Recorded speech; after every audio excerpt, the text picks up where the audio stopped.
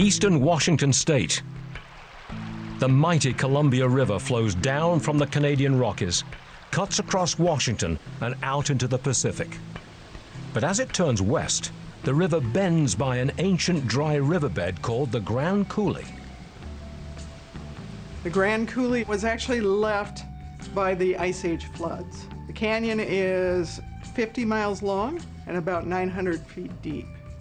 For thousands of years, that coulee was dry. The land around it, the Columbia Basin, was a barren and mostly uninhabitable landscape. This is the most harsh desert in the whole United States. The 6 inches of rainfall won't grow anything, and you haven't lived till you've been hit by a tumbleweed right in the face. Washington settlers long imagined that if they could use the river to fill up the Grand Coulee, the massive lake created would irrigate the Columbia Basin.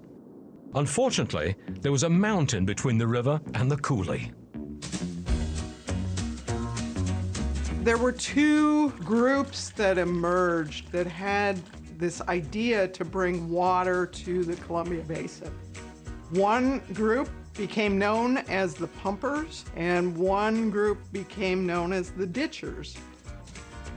The ditchers proposed a series of canals from Lake Pend That was called the gravity plan. In other words, don't put a dam on the river, just let the gravity bring this canal down here. But Lake Pend was almost 200 miles away from the Columbia Basin. The Columbia River provided another option. It flowed within 1 mile of the empty Grand Coulee. The trouble was that mile was uphill. The pumpers, on the other hand, envisioned blocking the Columbia River, forming a lake behind the dam, and then actually pumping water up into the Grand Coulee. The pumpers believed that a dam would create a reservoir and generate enough power to pump water from that reservoir 280 feet up into the coulee.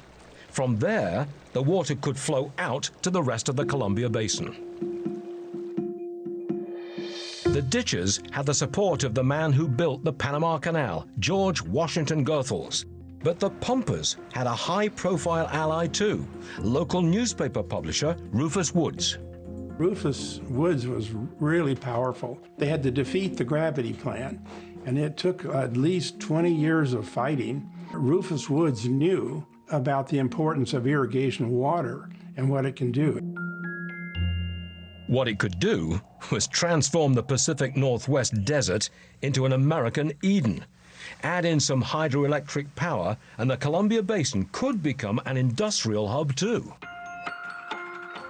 But in the 1920s, there weren't enough people in Washington to use the power.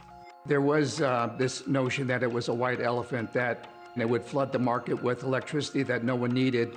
Woods lobbied hard for federal support. Presidents Harding, Coolidge, and Hoover all seriously considered the Coulee Dam proposal, but all three ultimately decided the timing wasn't right. There was a 22-year fight just to build the dam. But the Depression changed everything. The United States faced one of the blackest periods in its history. It was in the grip of what is now referred to as the Great Depression. Millions of unemployed besieged the government for relief. FDR came to power, promising to put people to work with big government projects.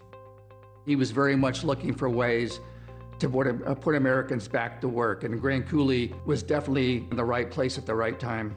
It was exactly what Roosevelt was looking for, a shovel-ready project that required an awful lot of shovels. Roosevelt authorized $63 million to build a dam that was lower than Woods had hoped, but he'd take what he could get. The thought was if construction on the low dam started, they would see people put to work, and they would see that a higher dam would be possible. The Bureau of Reclamation put their best man on the job, Chief Engineer Frank Banks. Frank Banks was the resident engineer for the Bureau of Reclamation, and by the time he gets to Grand Coulee, he'd actually been building dams for 30 years. But before Banks could start building, he had to deal with a serious HR problem.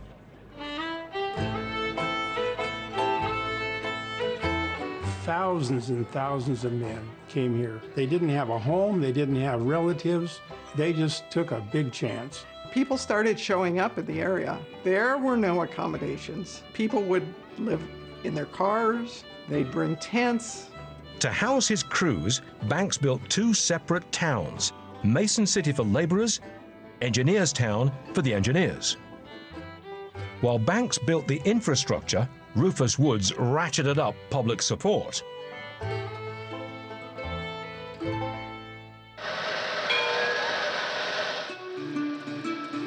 He convinced FDR to visit the site. They hadn't even stuck a shovel in the ground, but the hope was there. They had about 20,000 people waiting for him to give a speech. We are creating power, more power. And I always believe in the old saying of more power to you. The Grand Coulee Dam became the symbol of FDR's New Deal. It absolutely had to work. Even the First Lady felt the pressure. He brought Eleanor with him. She said, "You are so stupid to build a dam up here. Nobody lives here." Eleanor Roosevelt apparently made the comment to Franklin that it must have been a good salesman that sold this place to Franklin. Rufus Woods sold the idea. Frank Banks had to make it a reality. To support the dam, he had to excavate down to the bedrock.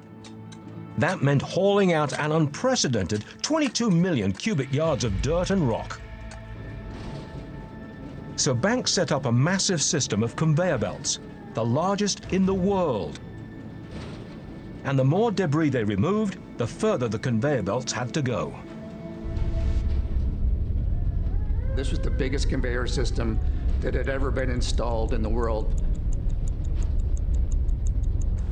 But before he could build the dam to stop the river, Banks had to stop the river to build the dam. The Columbia is just a force of nature. I mean, it's this ever-present danger that you face out there. To hold back the water, engineers had to build temporary barriers called cofferdams.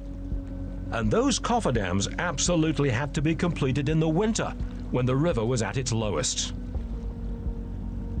If those cofferdams are not secured before the spring runoff, they're really in danger of losing everything.